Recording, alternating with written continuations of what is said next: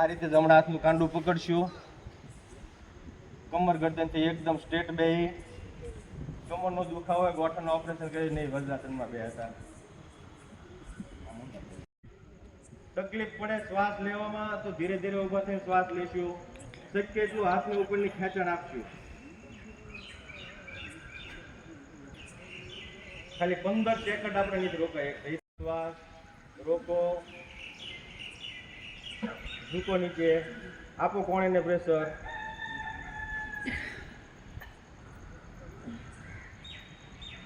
કેટલી તકલીફ પડે ખુદના હાડને રિલેક્સ.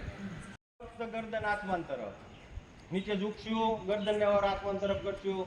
આપો કોણીને પ્રેશર જમીન તરફ. હોલ્ડ કરશું થોડી વાર માટે. ફેફસામાં કેટલી તકલીફ પડે છે, હાડમાં કેટલી તકલીફ પડે છે, રિલેક્સ.